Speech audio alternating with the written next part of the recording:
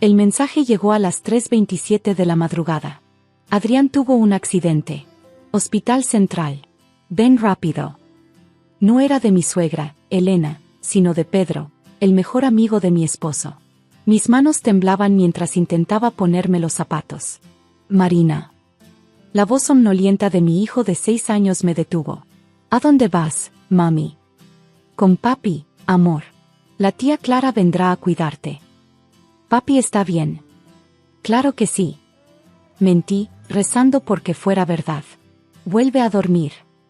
Mientras esperaba a Clara, mi mejor amiga, los recuerdos de mi última conversación con Adrián me atormentaban. No puedo seguir así, había dicho él esa mañana. Mi madre está destruyendo nuestro matrimonio. Elena, mi suegra, había pasado los últimos 8 años de nuestro matrimonio intentando separarnos. Para ella, yo nunca fui suficiente para su precioso hijo, la contadora de clase media que se había atrevido a casarse con el heredero de las empresas Riveros. Tu madre siempre me ha odiado, le respondí. Pero últimamente está peor. Lo sé. Adrián se pasó la mano por el pelo, un gesto que hacía cuando estaba estresado. Por eso voy a hacer algunos cambios. Necesito hablar con el abogado primero. ¿Qué tipo de cambios? Te lo diré esta noche. Te amo, Marina. Nunca lo olvides. Esas fueron sus últimas palabras antes de salir por la puerta. El sonido del timbre me devolvió al presente. Clara había llegado. Ve, dijo, abrazándome.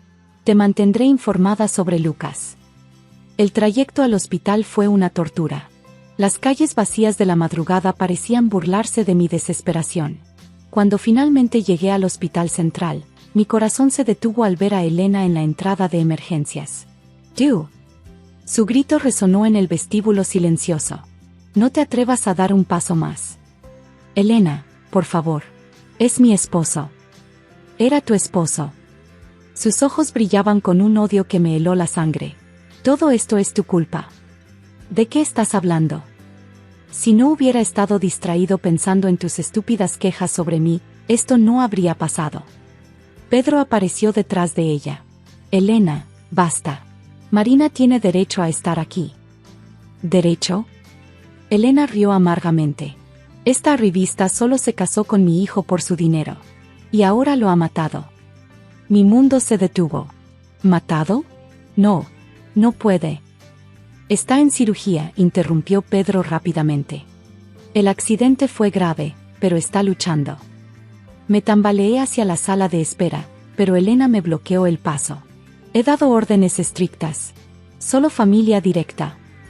Soy su esposa. Eres nada. Mi hijo iba a dejarte. ¿Por qué crees que fue a ver al abogado hoy? Sus palabras me golpearon como un puñetazo. ¿Adrián iba a dejarme? No. Algo no cuadraba. Señora Riveros, una enfermera se acercó cautelosamente. Necesitamos información sobre el seguro médico del paciente. Yo me encargo, dijo Elena, sacando una tarjeta dorada. Lo siento, pero necesitamos hablar con su esposa. Es ella quien figura como contacto principal y tomadora de decisiones médicas. Elena palideció. ¿Qué? No, debe haber un error. Yo soy su madre. Los documentos son claros, insistió la enfermera. Marina Suárez de Riveros tiene poder médico total. Imposible. Adrián nunca. Lo hice esta mañana. La voz débil nos hizo girar. El abogado de la familia, Ernesto Vega, estaba en la entrada. Su traje arrugado sugería que también lo habían despertado de emergencia. ¿Qué haces aquí?, demandó Elena. Adrián me pidió que viniera en caso de emergencia.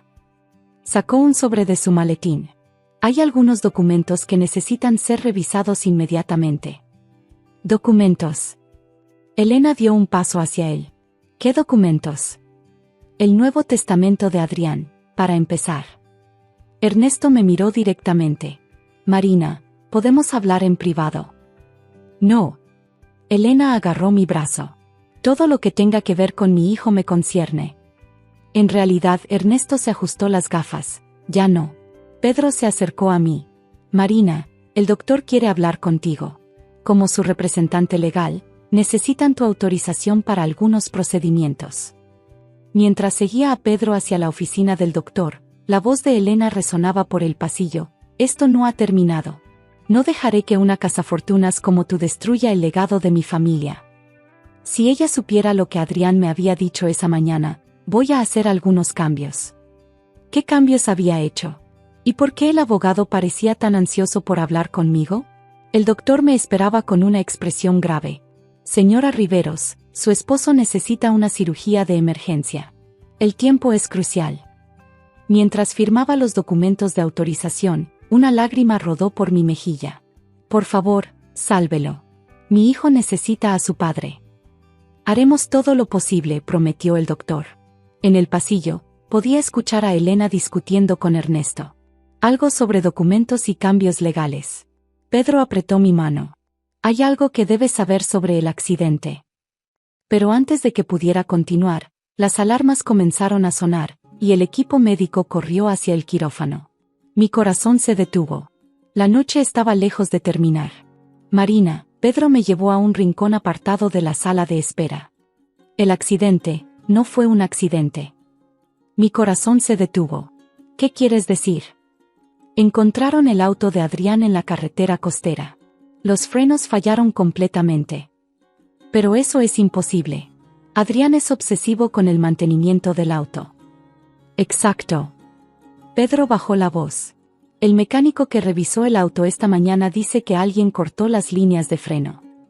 Un escalofrío recorrió mi espalda. ¿Esta mañana? ¿Por qué llevó el auto al mecánico? No lo llevó. Elena lo hizo. El mundo pareció detenerse. No, ella no podría. Marina.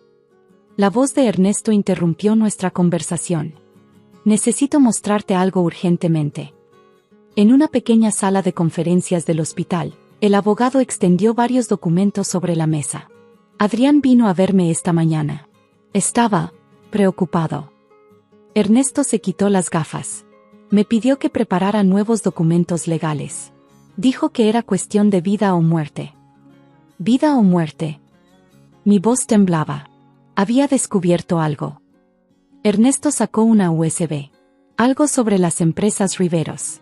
Sobre Elena. La puerta se abrió de golpe. Elena entró como una tormenta, seguida por un hombre que reconocí como su abogado personal. Detengan todo, exigió. Cualquier documento firmado hoy es inválido. Mi hijo no estaba en su sano juicio. Al contrario, Ernesto conectó la USB a su laptop. Adrián nunca había estado más lúcido. En la pantalla apareció un video. Era Adrián, sentado en la oficina de Ernesto esa misma mañana. Si están viendo esto, comenzó mi esposo, algo me ha sucedido. Marina, amor, lo siento. Debí haberte contado todo antes. Elena intentó acercarse a la laptop, pero Pedro la detuvo. He descubierto que mi madre ha estado desviando fondos de la empresa durante años, continuó Adrián. Millones de dólares a cuentas offshore. Pero eso no es lo peor. Mi suegra se puso pálida. Encontré evidencia de que ella fue responsable del accidente de papá hace 5 años. Mentira, gritó Elena. Tu padre murió en un accidente. Los mismos frenos cortados, dijo Adrián en el video. El mismo mecánico. La misma coartada. Pedro sacó su teléfono y mostró fotos del auto de Adrián. El mecánico confesó hace 1 hora. Elena le pagó para sabotear los frenos, igual que hace 5 años. No pueden probar nada. Elena se dirigió a su abogado. Haz algo. Pero el abogado estaba revisando los documentos de Ernesto, su rostro cada vez más pálido. Señora Riveros, dijo finalmente, no puedo ayudarla. Esto es evidencia de homicidio. Por eso cambié todo esta mañana, continuó Adrián en el video. Marina tiene ahora el control total de las empresas, la casa, todo. Y más importante, tiene custodia exclusiva de Lucas si algo me pasa. No. Elena se lanzó hacia la pantalla, pero los guardias de seguridad del hospital, que Pedro había llamado discretamente, la sujetaron. Detective, Pedro llamó hacia la puerta. Un hombre de traje entró, mostrando su placa. Señora Elena Riveros, está bajo arresto por intento de homicidio y por el asesinato de Roberto Riveros hace 5 años. Mientras se llevaban a mi suegra, que gritaba y amenazaba, el doctor apareció en la puerta. Señora Marina, su expresión era grave. ¿Su esposo? No, mis rodillas cedieron. Está vivo, pero en estado crítico. Las próximas 24 horas serán decisivas. Me derrumbé en una silla, las lágrimas finalmente fluyendo libremente. Hay más, Ernesto señaló los documentos. Adrián no solo te dejó todo a ti. Descubrió que Elena había estado ocultando propiedades, cuentas bancarias. No me importa el dinero, sollocé. Solo quiero que viva. Lo sé, Pedro me abrazó. Pero necesitas ser fuerte. Por Lucas. Por Adrián. Mi teléfono sonó. Era Clara. Lucas está preguntando por su papá. Dile. Respiré profundo. Dile que papi está enfermo pero que los doctores lo están cuidando. Mientras guardaba el teléfono, noté un mensaje de texto sin leer de Adrián, enviado justo antes del accidente. Si algo me pasa, revisa el video en mi oficina. Te amo. Perdóname por no haberte protegido antes de ella. El doctor regresó. Señora Marina, necesitamos su decisión sobre un procedimiento de emergencia. Me levanté, secando mis lágrimas. Elena había intentado mantenerme alejada, pero ahora yo era la única que podía tomar decisiones sobre la vida de Adrián. ¿Qué necesitan que haga? Mientras seguía al doctor hacia la UCI, las palabras de Adrián en el video resonaban en mi mente. Marina tiene ahora el control total. Pero lo único que yo quería controlar en ese momento era el destino de mi esposo. Todo lo demás podía esperar. Los siguientes 3 días fueron una nebulosa de café frío y pasillos de hospital. Adrián había sobrevivido a la cirugía inicial, pero seguía en coma. Me negaba a dejar su lado, excepto cuando Lucas venía a visitar. «¿Papi puede oírnos?», preguntó mi hijo, sosteniendo la mano de su padre. «Los doctores dicen que sí», respondí, acariciando su cabello. «¿Quieres contarles sobre tu día en la escuela?». Mientras Lucas parloteaba sobre su clase de arte, noté movimiento en los monitores cardíacos. El doctor había dicho que hablarle podría ayudar. «Señora Marina», Ernesto apareció en la puerta. «Las noticias sobre Elena están en todos los medios». Los titulares eran explosivos. Heredera Riveros arrestada por intento de homicidio. Madre acusada de matar a su esposo y atentar contra su hijo. Imperio empresarial en crisis. Los accionistas están nerviosos, continuó Ernesto.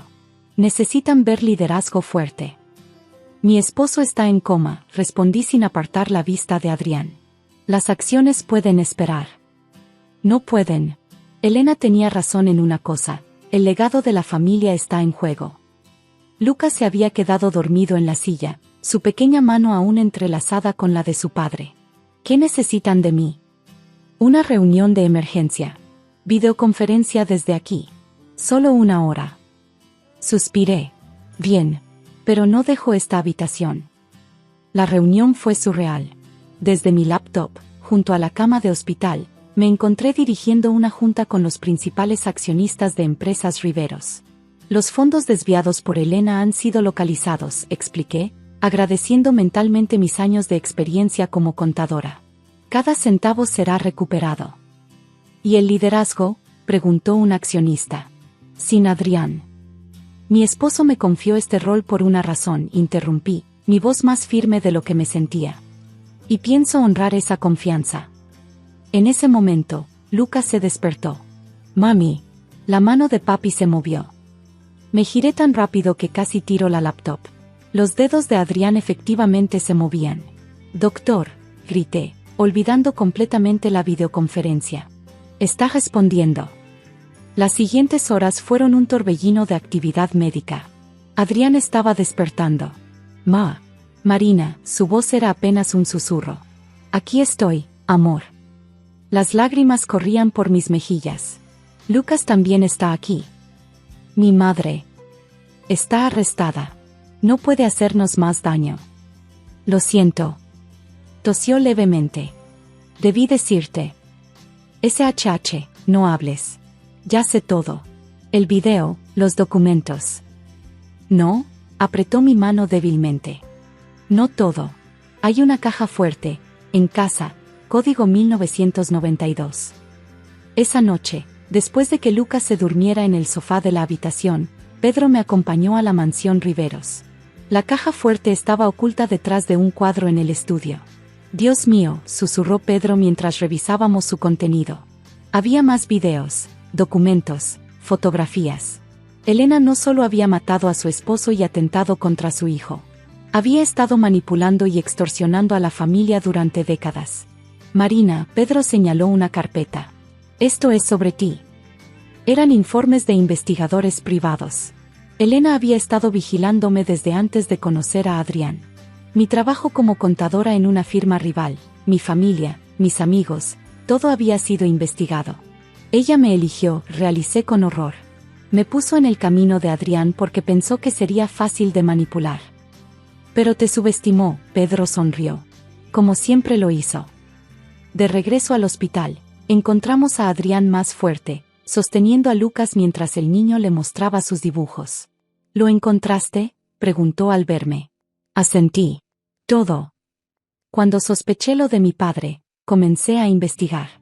Pero no fue hasta que amenazó a Lucas. ¿Qué? La escuché, planeando un accidente en su escuela. Por eso actué tan rápido ayer. Me senté en la cama, abrazando a mi familia. Se acabó. Ella no puede lastimarnos más. Una semana después, Adrián fue dado de alta. Elena enfrentaba múltiples cargos y la evidencia era abrumadora. La mansión se sentía diferente ahora. Los sirvientes que Elena había controlado con mano de hierro sonreían más. Las cortinas siempre cerradas estaban abiertas, dejando entrar la luz. ¿Qué haremos con todo esto?, pregunté una noche, revisando los documentos de la empresa. Lo que siempre has hecho mejor que nadie, Adrián me besó. Cuidar de los demás. Convertimos parte de la mansión en una fundación para víctimas de violencia familiar. Los fondos recuperados de Elena fueron destinados a causas benéficas. Un mes después, mientras presidía mi primera junta directiva oficial, recibí una carta desde la prisión. Querida Marina, escribía Elena. Finalmente entiendo por qué mi hijo te eligió. No eras la débil que pensé. Eras más fuerte que todos nosotros. La carta terminaba con una disculpa que llegaba demasiado tarde. Esa noche, en la cena familiar, Lucas preguntó por su abuela. Está en un lugar donde puede pensar sobre sus acciones, respondí. Y nosotros estamos en un lugar mejor. ¿Sabes qué? Adrián me abrazó. Mi madre siempre dijo que no eras parte de la familia Riveros. Y tenía razón. Así. Sí, tú no te uniste a la familia Riveros. Nosotros nos unimos a la tuya. Mientras Lucas reía y jugaba, y Adrián discutía planes para expandir la fundación, miré alrededor de la mesa. Esta era mi familia ahora. No la que Elena había intentado destruir, sino la que habíamos construido desde las cenizas de su maldad. En mi oficina, el antiguo retrato de Elena había sido reemplazado por una foto familiar. Lucas, Adrián y yo en el parque, riendo. Debajo, en un marco más pequeño, guardé la primera página del periódico que anunciaba su arresto. No como recordatorio de victoria, sino como promesa. El amor verdadero y la bondad siempre triunfan sobre el odio y la manipulación. Y en cuanto a ser parte de la familia, resultó que nunca necesité el permiso de Elena para eso. Solo necesitaba ser yo misma. Mi nombre es Lucía Mendoza, tengo 28 años. Y esta es la historia de cómo mi doble vida como mesera y CEO de uno de los bancos más importantes del país llevó a una lección de humildad que mi suegra nunca olvidará. Todo comenzó hace un año, cuando heredé el Banco Internacional de mi abuelo. Don Eduardo Mendoza había construido el banco desde cero, y siempre tuvo una filosofía única sobre el liderazgo. Para dirigir un banco, me decía, primero debes entender a la gente común. Sus luchas, sus sueños, sus necesidades. Por eso, desde que cumplí 18 años, me hizo trabajar en diferentes trabajos normales durante las vacaciones universitarias, cajera de supermercado, recepcionista, y finalmente, mesera en el restaurante La Terraza. Incluso después de graduarme en finanzas y obtener mi MBA, continué trabajando como mesera los fines de semana. Era mi manera de mantenerme conectada con la realidad, de recordar que detrás de cada préstamo y cada cuenta bancaria hay personas reales. Mi abuelo falleció hace un año, dejándome como CEO del banco. Sin embargo, acordamos mantener mi nombramiento en secreto durante 6 meses mientras me establecía en el puesto. Mientras tanto, Seguí trabajando en la terraza los sábados por la noche. Fue en una de esas noches cuando conocí a Daniel. Disculpa, dijo una voz amable mientras yo limpiaba una mesa. ¿Podrías recomendarme algo del menú? Levanté la vista y me encontré con los ojos más cálidos que había visto jamás. Daniel Torres era arquitecto, me explicó durante nuestra conversación, y acababa de abrir su propio estudio. ¿Y tú?, preguntó. ¿Solo trabajas aquí los fines de semana? Algo así, respondí con una sonrisa. Tengo otro trabajo durante la semana. No era una mentira, pero tampoco toda la verdad. Daniel comenzó a venir cada sábado. Siempre se sentaba en mi sección, siempre pedía mi recomendación, y siempre nos quedábamos charlando cuando mi turno terminaba. Un mes después, me invitó a salir. Sé que probablemente tienes reglas sobre salir con clientes, dijo nerviosamente, pero me encantaría conocerte mejor. Acepté, por supuesto. ¿Cómo no hacerlo cuando mi corazón daba un vuelco cada vez que lo veía entrar al restaurante? Nuestra primera cita fue perfecta. Daniel era todo lo que parecía ser, amable, inteligente, apasionado por su trabajo. Me habló de sus sueños de diseñar edificios sostenibles, de hacer arquitectura accesible para todos. Algunos de mis colegas solo quieren diseñar mansiones para millonarios, me dijo. Yo quiero crear espacios que mejoren la vida de la gente común. Me enamoré un poco más con cada palabra. Las citas se convirtieron en una relación seria rápidamente. Daniel nunca pareció preocupado por mi trabajo como mesera. Al contrario, admiraba mi ética laboral. Es inspirador verte interactuar con los clientes, me decía. Tienes un don para hacer que todos se sientan especiales. Si él supiera que esas mismas habilidades las aplicaba dirigiendo uno de los bancos más grandes del país. El problema llegó 3 meses después, en forma de Elena Torres, la madre de Daniel. Era sábado por la noche, y yo estaba en medio de mi turno cuando la vi entrar al restaurante con Daniel. Él parecía incómodo, ella lucía como si acabara de morder un limón. Mamá, dijo Daniel cuando llegué a su mesa, ella es Lucía. Elena me escaneó de pies a cabeza, su mirada deteniéndose en mi delantal de mesera. ¿Esta es la chica de la que has estado hablando?, preguntó con desdén. Una mesera. Mamá, por favor, Daniel se sonrojó. Lucía es increíble en su trabajo. Increíble sirviendo mesas. Elena soltó una risa seca. Daniel, cariño, eres un arquitecto reconocido. ¿Qué dirán nuestros amigos? No me importa lo que digan, respondió Daniel firmemente. Debería importarte. Elena se giró hacia mí. ¿Tienes idea de quiénes somos? Los Torres tenemos una reputación que mantener. Mantuve mi expresión profesional, aunque por dentro estaba hirviendo. Si ella supiera que podría comprar su reputación 10 veces con mi salario como CEO. Señora Torres, dije calmadamente, entiendo su preocupación, pero... No entiendes nada, interrumpió. Mírate, sirviendo mesas a tu edad. Probablemente ni siquiera fuiste a la universidad. Daniel intentó intervenir, pero su madre estaba en racha. No permitiré que mi hijo se case con una simple mesera. ¿Qué pasa si tienen hijos? ¿Qué futuro podrías ofrecerles? El restaurante entero se había quedado en silencio. Mis compañeros de trabajo me miraban con simpatía, los clientes con incomodidad. Señora Torres, repetí, mi voz más firme esta vez, le sugiero que baje la voz. ¿O qué? ¿Llamarás al gerente? Por favor, hazlo. Me encantaría discutir cómo una de sus empleadas está intentando casar a mi hijo. En ese momento, mi teléfono sonó. Era una llamada de emergencia del banco, una crisis que requería la atención inmediata del aseo. Lo siento, dije, mirando a Daniel. Tengo que irme. Claro que te vas, gritó Elena. Huye. Es lo mejor que podrías hacer. Mientras me alejaba, escuché a Daniel discutiendo con su madre. No me siguió, y por primera vez, me sentí agradecida por ello. En el vestidor, me cambié rápidamente a uno de los trajes que siempre mantenía en mi casillero para emergencias. Mientras me dirigía al banco, no pude evitar pensar en la ironía de la situación. La simple mesera estaba a punto de presidir una reunión de emergencia del consejo directivo del banco más importante del país. Lo que no sabía en ese momento era que muy pronto, Elena Torres tendría que tragarse cada una de sus palabras. Y de la manera más humillante posible. La crisis bancaria de esa noche resultó ser menor de lo esperado, un error en el sistema que fue rápidamente contenido. Lo que no fue tan fácil de contener fue el drama personal que se desarrolló en los días siguientes. Daniel me llamó 27 veces esa noche. Finalmente, respondí a su mensaje de texto. Necesito tiempo para pensar. Tu madre dejó muy clara su posición. Su respuesta fue inmediata: no me importa lo que piense mi madre. Te amo. Dulce, ¿pero realmente podía enfrentarse a su madre? Necesitaba saberlo antes de revelar mi verdadera identidad. El lunes siguiente, mientras revisaba informes en mi oficina del banco, mi asistente entró con noticias interesantes.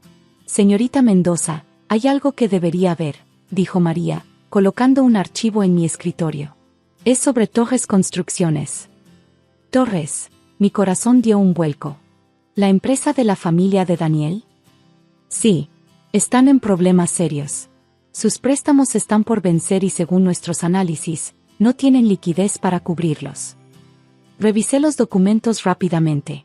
Torres Construcciones, la empresa familiar que Elena manejaba con mano de hierro desde la muerte de su esposo, estaba al borde de la quiebra.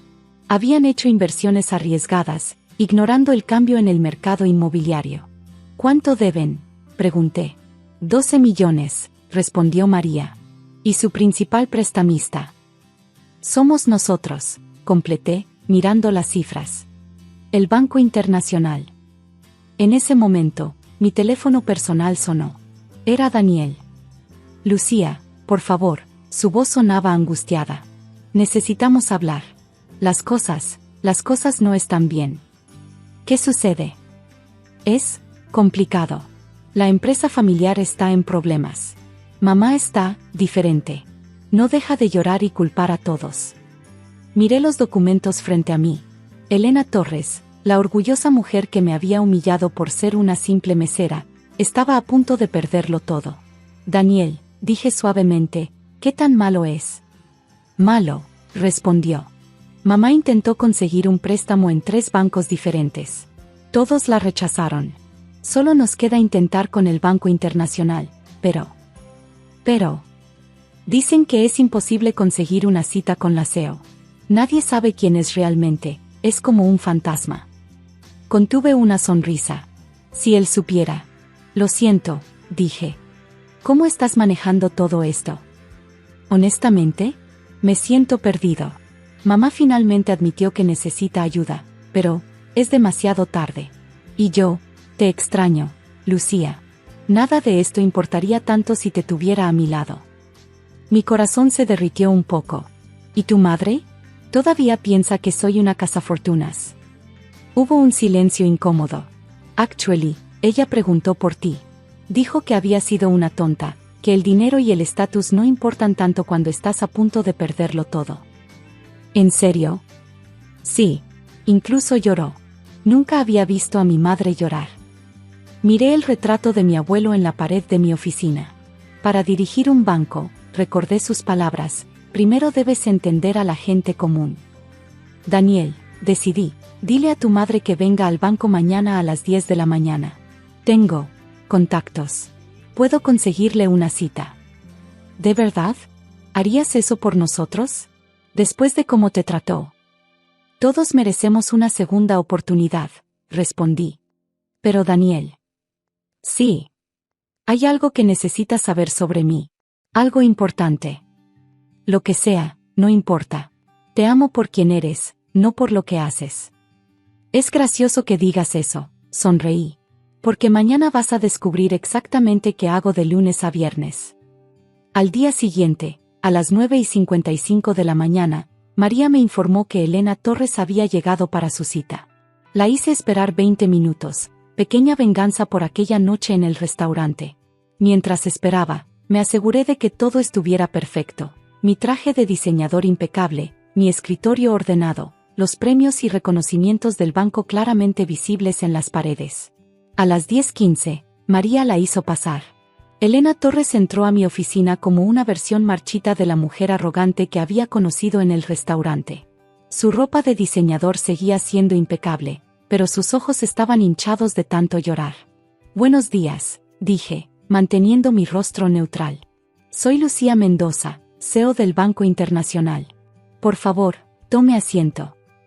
El color abandonó su rostro cuando me reconoció. ¿Tú? Pero, ¿la mesera? Sorprendida, señora Torres. Por favor, siéntese. Tenemos mucho que discutir sobre el futuro de su empresa. Elena Torres se desplomó en la silla frente a mi escritorio, su boca abriéndose y cerrándose sin emitir sonido. Un café, ofrecí amablemente. ¿Agua? Sales de amoníaco, tal vez. ¿Yo? ¿Tú? ¿Cómo? Balbuceó. Es una historia interesante, respondí, reclinándome en mi silla. Casi tan interesante como los estados financieros de Torres Construcciones. Hablamos de negocios. En ese momento, la puerta de mi oficina se abrió de golpe. Daniel entró, jadeando como si hubiera corrido. Mamá, olvidaste los documentos de él. Se congeló al verme. Lucía. Buenos días, Daniel, sonreí. Por favor, únete a nosotros. Estaba a punto de explicarle a tu madre cómo una simple mesera llegó a ser CEO del banco más importante del país. Daniel se sentó junto a su madre, su expresión oscilando entre asombro y algo que parecía orgullo. Mi abuelo, comencé, creía que para dirigir un banco, primero debías entender a la gente común. Por eso trabajé como mesera, entre otros trabajos. Para mantenerme conectada con la realidad, para recordar que detrás de cada número en nuestros libros hay personas reales. Elena había recuperado algo de color, pero seguía muda. Curiosamente, continué, esa experiencia como mesera me ha ayudado mucho en mi trabajo como CEO. Me enseñó sobre servicio al cliente, sobre dignidad en el trabajo, sobre humildad. La última palabra pareció golpear a Elena como una bofetada. Señorita Mendoza, finalmente encontró su voz. Yo, lo siento tanto. ¿Por qué exactamente? Pregunté. ¿Por humillarme públicamente? ¿Por juzgarme sin conocerme? ¿O por asumir que el valor de una persona se mide por su trabajo? Por todo, susurró Elena, lágrimas corriendo por sus mejillas. Fui horrible. Sí, lo fuiste, concordé. Ahora, hablemos de su solicitud de préstamo. Abrí el archivo sobre mi escritorio. Torres Construcciones necesita 12 millones para evitar la quiebra. Sus otros activos están comprometidos, su historial crediticio reciente es preocupante, y 3 bancos ya los han rechazado. Elena comenzó a llorar silenciosamente. Desde una perspectiva puramente bancaria, continué, sería irresponsable aprobar este préstamo. Lo entiendo, dijo Elena, levantándose. No debería haber venido. No he terminado, mi voz la detuvo. Por favor, siéntese. Saqué otro documento de mi escritorio. Este es un plan de reestructuración que he preparado. El banco adquirirá el 30% de Torres Construcciones a cambio de la deuda. Implementaremos nuevas políticas de gestión, y más importante aún, reorientaremos el negocio hacia proyectos de vivienda social y desarrollo comunitario. Daniel se inclinó hacia adelante, interesado. Los estudios de mercado muestran una creciente demanda de viviendas asequibles pero bien diseñadas, expliqué. Daniel, tengo entendido que ese es tu campo de especialidad. Sí, respondió emocionado. He estado tratando de convencer a mamá de que ese es el futuro, pero yo estaba demasiado obsesionada con mantener una imagen de lujo, completó Elena. Demasiado preocupada por las apariencias para ver lo que era realmente importante. Exactamente, asentí. Este plan salvará su empresa, señora Torres, pero más que eso, le dará un nuevo propósito. ¿Está interesada? Sí, respondió sin dudar. Pero, ¿por qué? ¿Por qué ayudarnos después de cómo te traté? Miré el retrato de mi abuelo nuevamente. Porque este banco fue construido sobre la idea de que el dinero debe servir a las personas, no al revés. Y porque creo que las personas pueden cambiar, cuando se les da la oportunidad correcta. Me levanté y caminé hacia la ventana. Además, añadí con una pequeña sonrisa, me gusta la idea de ser socia de mi futura suegra. Daniel se levantó de un salto y me abrazó por detrás. Te amo, susurró en mi oído. Y ahora más que nunca. Incluso aunque sea una simple mesera, bromeé. Especialmente porque eres una mesera que resulta ser la mujer más increíble que he conocido. Elena se aclaró la garganta. Lucía, dijo suavemente, nunca podré disculparme lo suficiente por mi comportamiento. Pero si me das la oportunidad, pasaré el resto de mi vida tratando de compensarlo. Acepto sus disculpas, respondí. Pero con una condición. Lo que sea. Este sábado, venga a cenar al restaurante. Seré su mesera, y quiero que me trate con el mismo respeto que me muestra ahora que sabe que soy CEO. Lo haré, prometió. Y no solo a ti, sino a todos los trabajadores que encuentre en mi camino. Un año después, Torres Construcciones se ha convertido en líder en desarrollo de viviendas sostenibles y asequibles. Elena ha cambiado tanto que ahora dirige un programa de mentoría para jóvenes empresarios de bajos recursos. Daniel y yo nos casamos en una ceremonia íntima. Por insistencia mía, la recepción se realizó en la terraza, donde mis compañeros meseros fueron tratados como invitados de honor. Y yo, bueno, sigo trabajando como mesera un sábado al mes. No porque lo necesite, sino para recordar de dónde vengo y por qué hago lo que hago. Como mi abuelo solía decir, el verdadero éxito no está en llegar a la cima, sino en no olvidar el camino que te llevó allí. Elena ahora cuenta nuestra historia como una lección de humildad en sus seminarios empresariales. Mi nuera, dice orgullosa, me enseñó que el trabajo dignifica, sin importar cuál sea. Y que a veces, la simple mesera que desprecias puede ser la persona que salve tu empresa. Gracias por ver mi historia. No olviden suscribirse al canal si les gustó. Nos vemos en el próximo video.